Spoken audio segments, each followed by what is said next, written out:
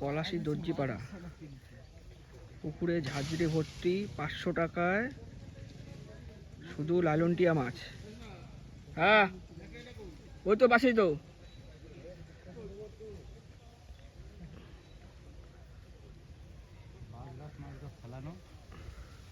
পুকুরের মধ্যে বাঁশ গাছ আছে, ঝাঁঝরি ভর্তি ভর্তি ময়লা, কোনো পরিষ্কার নেই।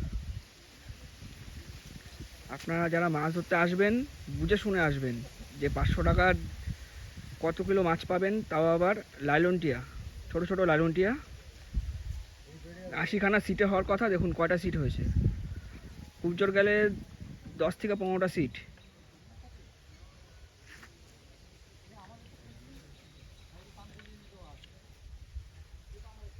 দেখুন এই ভদ্রলোক কখন থেকে ছিপ ফেলে বসে আছে, তাও খাচ্ছে না ছিপ।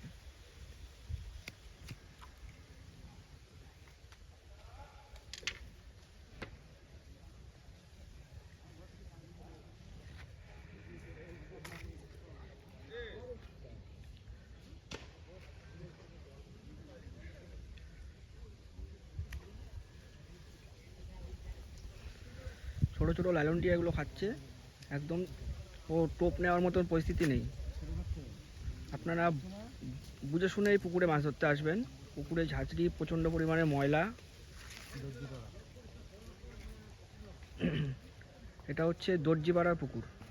ভুল করে আসবেন না এই পুকুরে মাছ ধরতে। যদি এসেছেন তাহলে কিন্তু ফেসেছেন।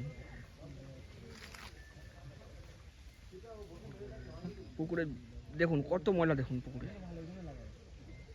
কোনো মাছ খায় না, মাছ সাইডের দিকে ভেড়েই না। ছোটো ছোটো লালনটিয়াগুলো খাচ্ছে, তাও উঠছে না লালনটিয়াগুলো। দেখুন পুকুরে নেমে পুকুর পরিষ্কার করছে, পুকুর মালিক দাঁড়িয়ে দাঁড়িয়ে দেখছে। পুকুর মালিকের এটা দায়িত্ব না যে পুকুরটা পরিষ্কার করা? পুকুর মালিক উপরে দাঁড়িয়ে দাঁড়িয়ে দেখছে, সাদা রঙের জামা পরা দেখুন। আর ওদিকে একজন পুকুর পরিষ্কার করছে নেমে, মাছ ধরবে তাই।